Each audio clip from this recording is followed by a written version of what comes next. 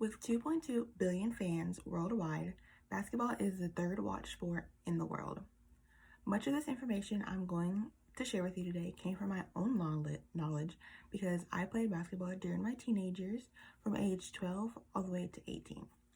First, I'm going to tell you a little bit about the history of basketball, some basic rules of basketball, and lastly, some positions in basketball. First, I'm going to start with a little bit of history. Basketball was invented by a man named James Naismith in 1891, and during this time they used peach baskets instead of traditional metal rim and string netting. And every time somebody would score a goal inside the peach basket, someone would have to climb up on a ladder to retrieve the ball from the peach basket.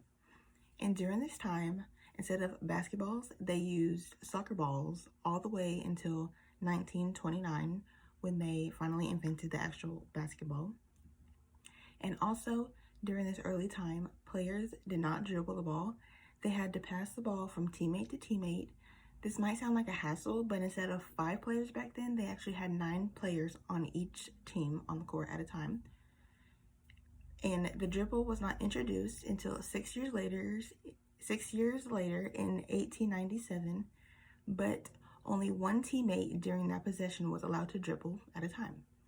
Next, I'm going to talk a little bit about the basic rules. I'm going to start with dribbling.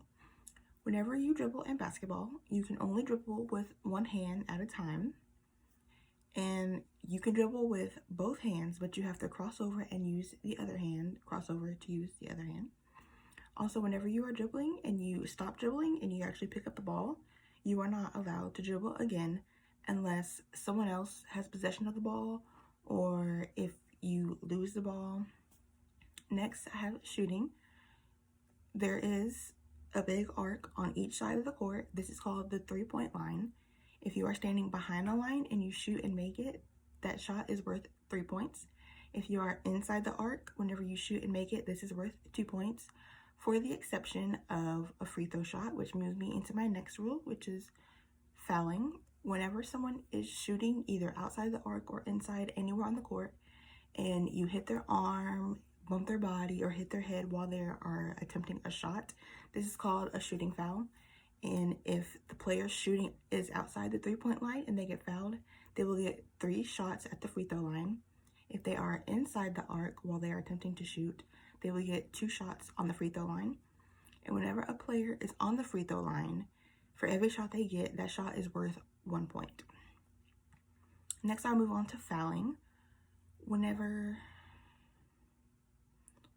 someone is shooting and you bump into them, like I just said, that is called a shooting foul.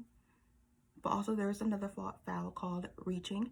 If someone is dribbling down the court and you try to snatch the ball from them and you actually bump into them or you reach across their body, this is called a reach and it is illegal. Next, I will tell you about the baseline and the sideline. Going the long way down the court, this is called the sideline, and going the short way, this is called the baseline. And if you have the ball in your hand, you are not allowed to step either on the sideline or baseline or step outside of it. If you do not have the ball, you are allowed to go outside the lines and come back in. You just cannot touch the ball once you come from outside of the court. Next, I will tell you a little bit about the positions in basketball. We have firstly the point guard. You can kind of think of the point guard as the quarterback in football. The point guard will run the plays, do all the dribbling. They will call out which offense they want to run, what defense they want to run. They pretty much are the leader of the team. Next, I will tell you about the center and the other forwards. The center is usually the biggest and tallest person on the team, and they stand under the basket most of the time. They hardly ever go outside from underneath the basket. And besides the center, you have other forwards. The other forwards are pretty big too, but usually not as big as the center. And they do a little bit of dribbling, but most of the time they stay in the paint or under the basket.